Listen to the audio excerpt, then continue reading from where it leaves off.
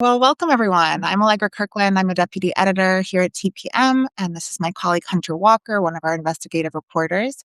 I know people are still trickling in, but we'll just get started with some backstory. So we're here today to talk about the story that will not die, the big lie, and this like persistent fantasy among President Trump and some of his, allies in Congress, in state houses across the country, in the media, who insist that, Trump really did win the 2020 election and it was only due to, interference in, certain key counties in swing states.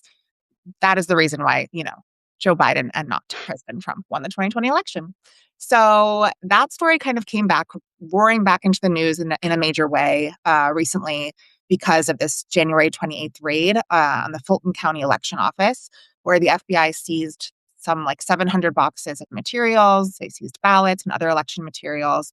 And that's just like brought a new urgency to these questions that have been percolating, since Trump retook office about like, what are their intentions for undermining future elections? They're going out to Secretary of States across the country and demanding the sensitive voter data. And now they're like literally seizing ballot boxes and trying to relitigate 2020 for the 100th time. So Hunter has been all over the story. TPM has been all over the story since 2020. Yeah, Hunter, thank you so much for chatting with us.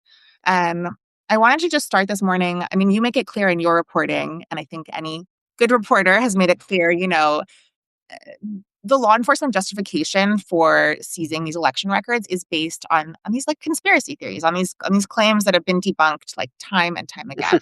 So can we just like set the table of like what are the claims and what do we know about their kind of veracity? Yeah, sure. And thanks for having me, Allegra. I think, this is one of the most important stories going on right now.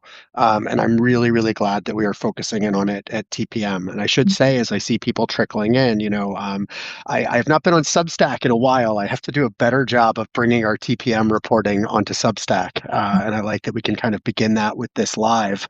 But, basically, we had a big story last week on the FBI's raid in Fulton County. And for people who are not familiar, basically, I think it was January 28th, late last month, the FBI seized over 600 boxes of voting materials from the election hub in Fulton County, which is essentially Atlanta, Georgia. There were several extraordinary things about this. Firstly, just the mere fact that we have federal law enforcement seizing voting records from a 6-year-old election.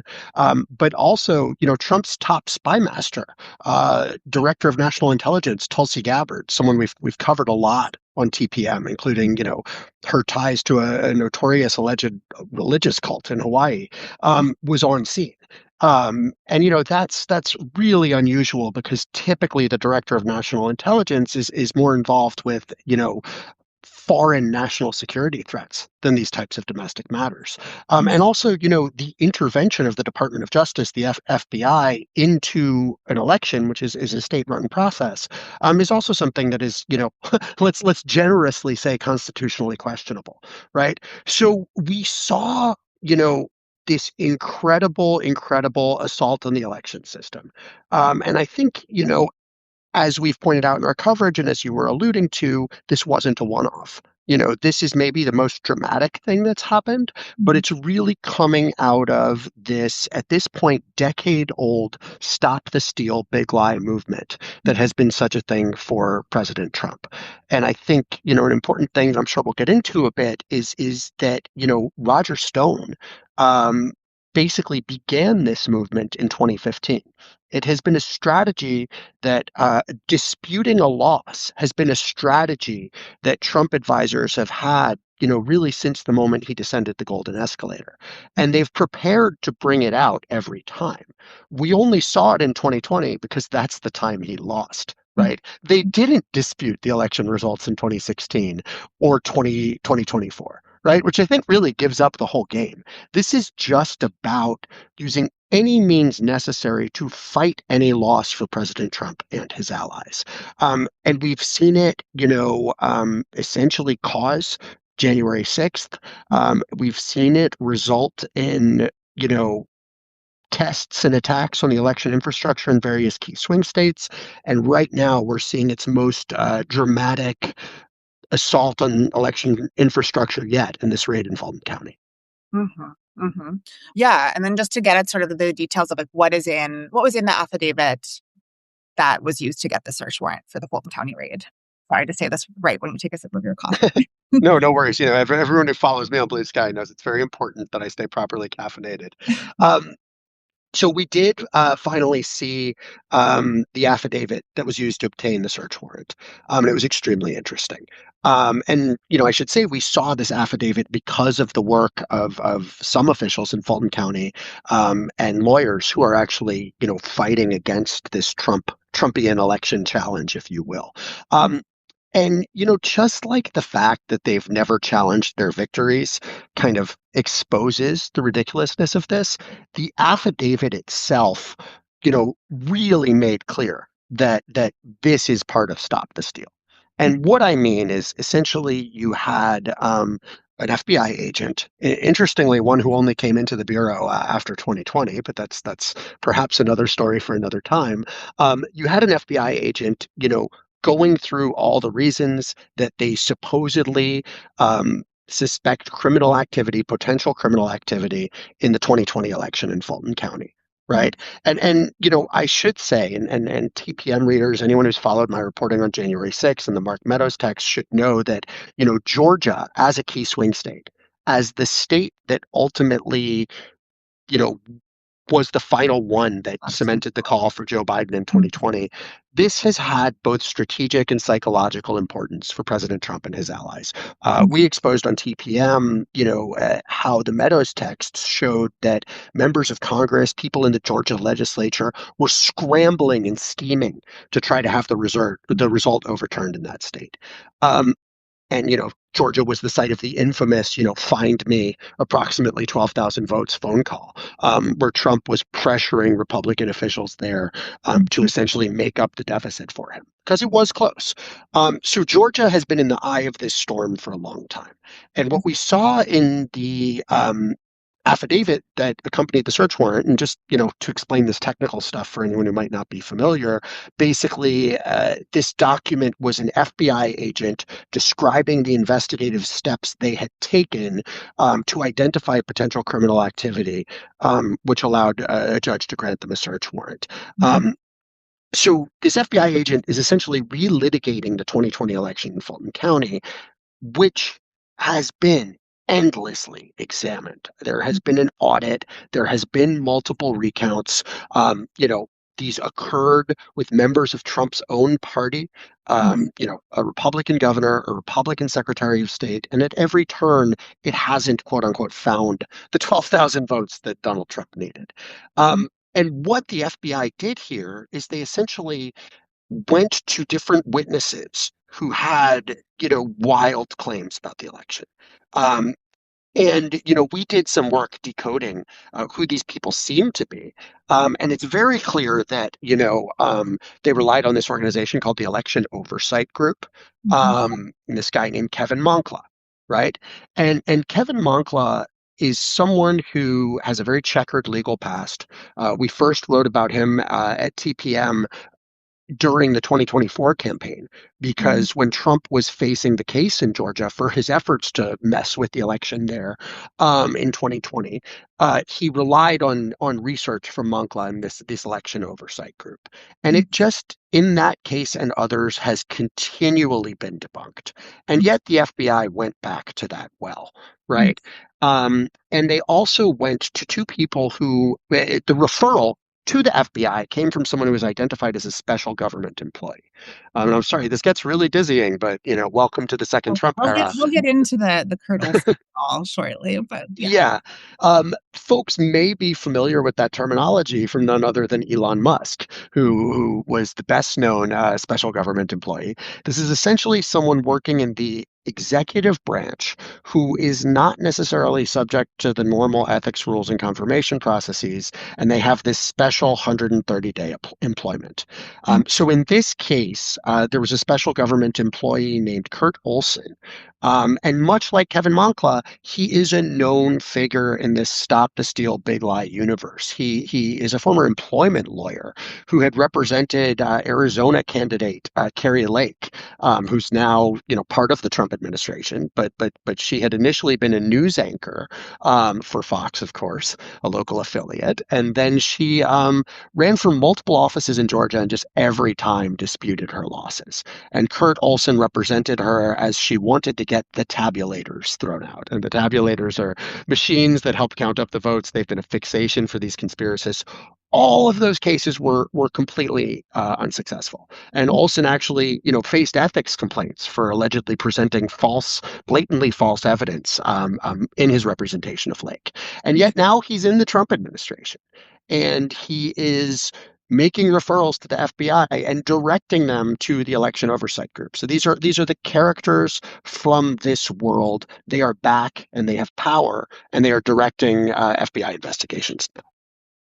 Yeah, I mean, longtime TPM readers will know we love a good character, and this story has a lot of them. But I feel like, especially with stories like this that are so seeming like from the outside just seem like such a messy web, it can just help break down like who are the real personalities like driving this, and what are their motivations, what's their background, etc. So yeah, Olsen being one of them. And then you mentioned this earlier, but Tulsi Gabbard, former Democratic congresswoman from Hawaii turned MAGA superstar. And, she was she was famously like at the Fulton County raid. There's that photo of her like skulking around, talking on the phone. That was like a kind of like instant classic. And I also remember you listened to like way too much InfoWars, and Stuart Rhodes, and who's the founder of the Oath Keepers, pardoned January 6th, was talking about like, thank God Gabbard was there, like she's our woman on the inside. So I'm just wondering like, what is Gabbard's role in all of this, and why is Yeah. Stuart Rhodes happy she's there? So let's break this down in really simple terms before we get into the Stuart Rhodes and oath keeperiness of it all. Okay. Because I think some of this stuff is so technical, and also this world we are all currently living in is so crazy that it can kind of get overwhelming. And frankly, I think there's a lot of media that is not being straightforward and not covering, the simple authoritarian egregiousness of all of this, right? So I just want to break this down in really simple terms about what is objectively true and known here. Okay. The Trump administration has said that it's conducting what it would term an election integrity inquiry, led by Kash Patel, the director of the FBI, and Tulsi Gabbard, the director of national intelligence. So again, she's heading, what people from the Mueller report might remember as the intelligence community, which includes the CIA, and it also includes intelligence agencies with a little bit more of a domestic remit, right? But you essentially have the FBI and Trump's top spy master probing into election infrastructure. This culminated at this moment in a charge and a raid on a state election office. Hundreds of boxes were taken.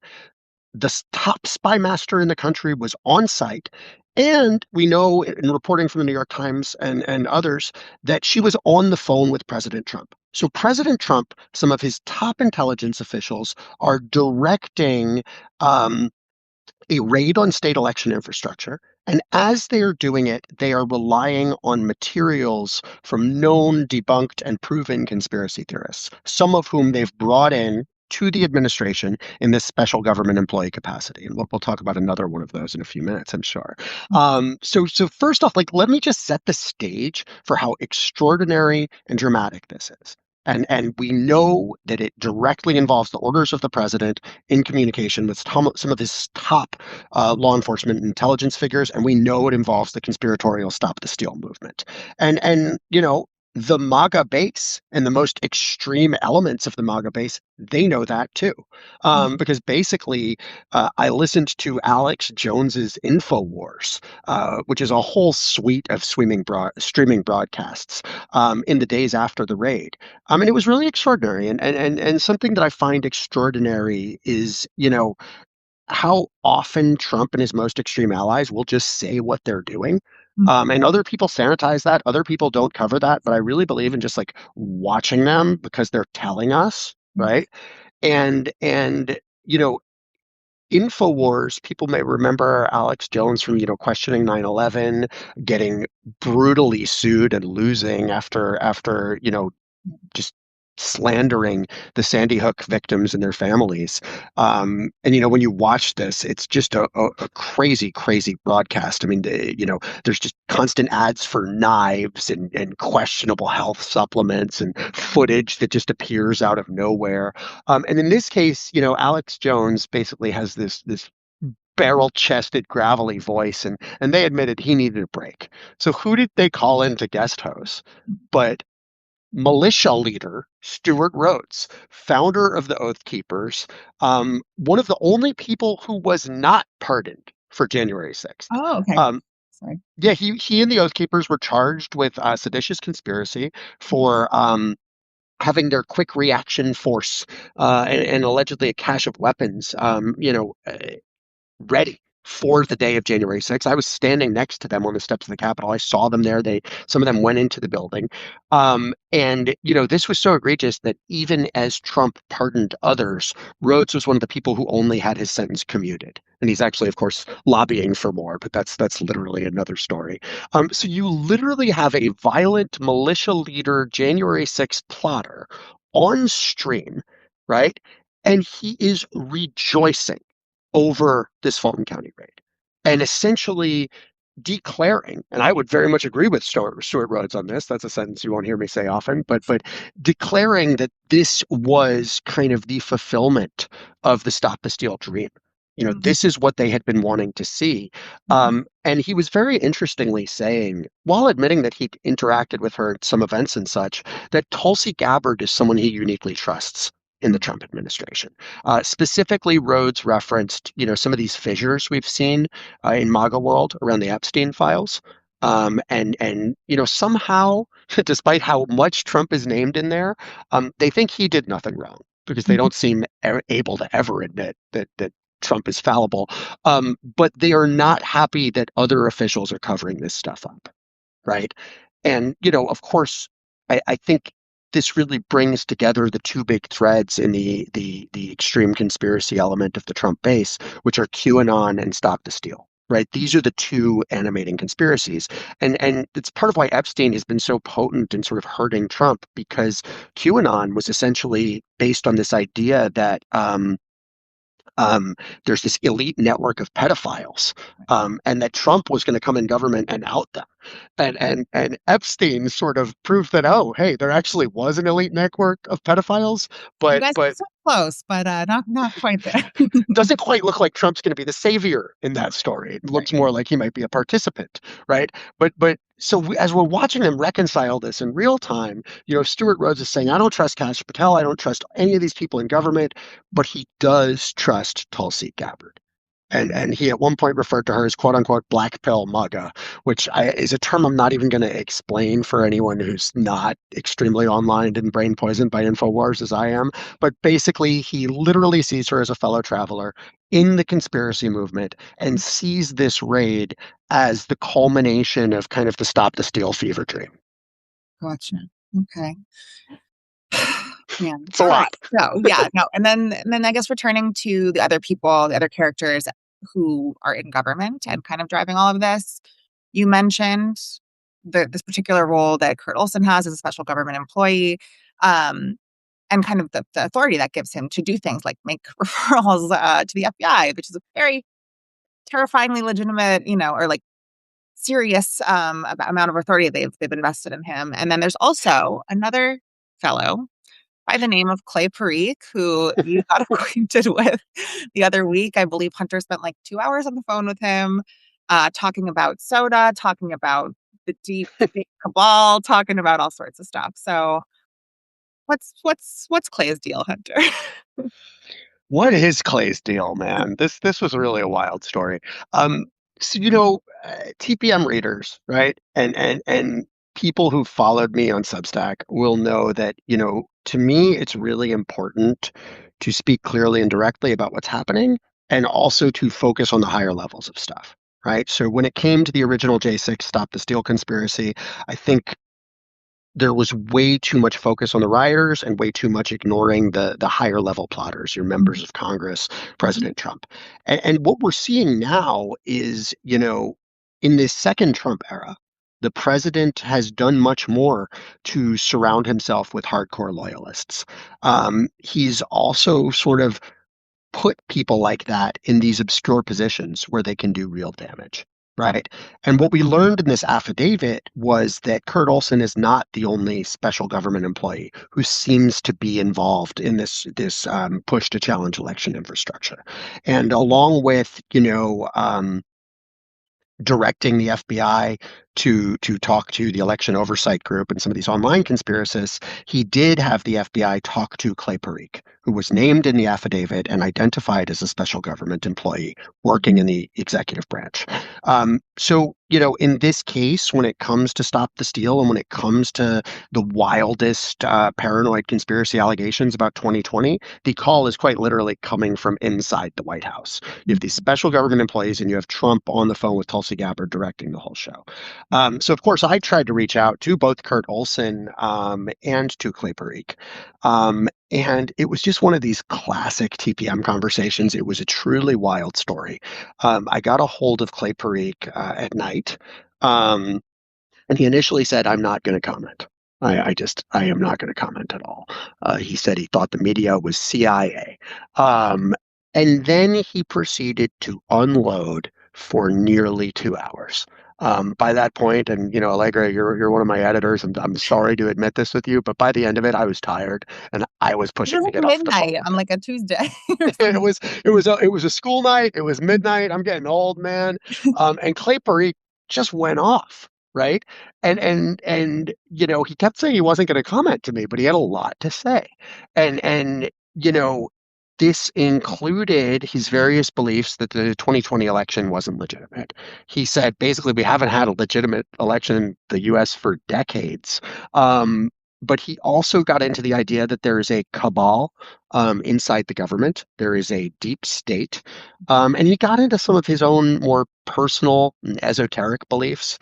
One of them was that, he's worried about poisons and chemicals in the food supply, particularly soda, which he said he regularly sanitizes with alcohol when he drinks. Um, Sounds like maybe he's doing that too much. I don't know. Um, that's one thing a lot of people have wondered. He was saying that he was experimented on. He says he's a Marine veteran. He was experimented on when he was in the military. Um, he was saying that, gay pride is one of these pure evil things that the cabal is trying to push on people. And, at one point, because he was talking in specifically religious terms, I asked him if he thought this conspiracy was demonic in nature, and he absolutely agreed to that. And what was so amazing about this is, like I said at the top, this call was coming from a special government employee in the executive branch. So here you have a man working for the president of the United States alleging that the cabal, the government is a deep state cabal of demonic pure evil. And I kept trying to square a couple circles with Clay and be like, man, like, you're the government. Yeah, yeah, yeah, yeah. Like President Trump is the government. Like how is there another cabal? And the answers were never quite coherent. He never really addressed that contradiction. And I think, that was a key takeaway from the whole thing. Um, this is incoherent. The people leading this charge um, just have absolutely unreal um, beliefs and a wild worldview that is conspiratorial and tied to QAnon. And I think the health stuff was super interesting too, the poisons in Mhm. the food supply, because it kind of, Yeah. you know, Yeah, it was a full circle moment that tied your earlier Trump QAnon stop the steal stuff to this RFK Mhm. InfoWars methylene blue supplement Maha universe. So, it really was a moment that my extraordinary 2 hour conversation with Clay Parikh, and I really encourage people to go on TPM and read this whole story. It was a mask off time Mhm. where essentially we were really seeing how crazy the beliefs are of the people who Mhm. have real power over us right now and real power to change our systems. Right, and it's sometimes you think, like, a story like that would come out, and then he'd be, like, frantically calling you to take it down, like, there was nothing like that. It was like, clearly he didn't know he should talk to the media, but, that's the White House's problem. So Yeah, I mean, I think maybe they would have preferred if he didn't comment. No one responded to me. Mhm. I asked the White House for a comment on this and about, the nature of his employment. They just never got back to me. I don't know if he's still there or if his 130 days went up early or what have you. But, you know, they are doing this openly, as I said. And, you can hop on Twitter right now, not that anyone should, it's a cesspool, but the various people involved in this Stop the Steal push are all on there talking, including Clay Parikh, Cleta Mitchell, an attorney who just lost a ton of these cases. And she's implied that she's in touch with Kevin Moncla and that she's been advising on this stuff. Moncla's talking. There's various anonymous accounts, including the Mad Liberal and this site Zebra, that have dropped these files, and they're indicating they are talking with the government.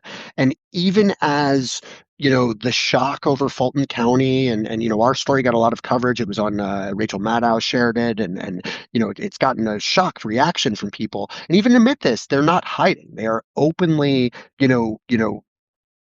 stating their conspiracy continually. Mhm. Yeah. I think we should probably wrap it up soon, but, I wanted to know, Hunter, if you could just share, like, as this story keeps developing, as we in the lead up to the midterms and, like, people are chatting about it on social media, et cetera, just this general thread, what do you think would be helpful for people to kind of keep in the back of their minds? So I think there's a couple things going on here, right? The first is just circling back to what we talked about at the top of the live, which is Mhm. that, this is stop the steal. This is the big lie. This is not just Fulton County, Mhm. right? We are seeing in this inquiry led by Gabbard and Patel, um, in a few other actions of the government, a coordinated assault on election infrastructure. Um, and again, it involves some of the characters from Stop the Steal of yore, and I think the aim is the same, to challenge any election result that Trump or his allies don't like. And just to give an example, we're seeing this week new efforts again involving some of the characters who did this there in the past, to try to seize voter rolls from Wisconsin in 2020. We're seeing, folks may remember that as Minneapolis was essentially under siege by ICE, Pam Bondi was basically holding them hostage and saying they would leave if they got the voter rolls. Right, Steve Bannon, who obviously is not officially in government, but I think legitimately speaks as an insider, has said Mhm. he wants to see ICE at the polls. Mhm. Right, so we're seeing this sort of whole of government effort to challenge election infrastructure. And it does involve the Stop the Steal cast of characters. But Fulton County is unquestionably the most dramatic, and I think the second point is that this is really serious, because obviously Stop the Steal in 2020, the last time they essentially had to use this playbook, it fell short. Right. But what we did see then is that they were trying multiple things in multiple states at once. Right. And it only fell short um, because of a mixture of luck, and also frankly some people who stood up against it. I mean, we saw Mhm. Republican governors, Doug Ducey, Brian Kemp, Georgia Secretary of State Raffensperger. They Mhm. resisted this charge. Mhm. We luckily saw the sort of key materials involved in the certification in the Capitol not get lost as people stormed into the building. Um, we got by sort of by the skin of our teeth. And since then, um, President Trump and the MAGA movement have installed allies not only in government, but also on local state election boards. So one key thing in Georgia, they control the election board there. They have a majority, and they can use some of these baseless allegations potentially to seize control of election infrastructure in key counties. Right. And I think some people have online, there's this whole discourse where people say it's doomerism to focus, it's sort of pessimistic to focus on the assault on elections. And I very much disagree with that because, you know, it's not a light switch, right? President Trump has said he wants to cancel elections. He can't just wave his hand and do that. But as we've seen, he can mess with key precincts. He can put our system through a huge stress test, and he's clearly trying to do that. At the same time, I don't know that it's going to succeed. Part of the reason we even saw this affidavit is because there's a huge legal challenge related to what happened in Fulton County now. Democratic aligned lawyers like Norm Eisen and Mark Elias have been doing a lot to sort of work with officials, including in Fulton County and elsewhere, to fight these various assaults. As we saw in 2020 and as we've seen so far, the Kurt Olsen and other Trump allies, Cleta Mitchell, have a dismal record in court. So far, the legal system is rejecting this a lot, but it is very, very serious. And so, what I would close by sort of encouraging people to do is take it seriously. I would definitely encourage them to read TPM. Stay tuned here on Substack. I'll try to post more. But I think we're going to be following this story. I think it's a story people really should pay attention to. There's other great outlets like Mother Jones and ProPublica that I think have been covering this with the seriousness that it deserves. Mark Elias has Democracy Docket, which is doing a lot of different legal updates. And I think, people need to watch this story because I think it's an open question right now, the extent to which we can have free and fair elections in the coming midterms and in the presidential race. And there are certainly people with, as we've exposed, wild views who just do not want that to happen. That's right. So yeah, don't freak out, but pay attention is our message. Well, great. Well, thank you so much for your time, Hunter. Thanks everyone for joining us. And definitely stay tuned for more on TPM. Bye, Thanks, everyone. Take guys. care. How do I actually end this?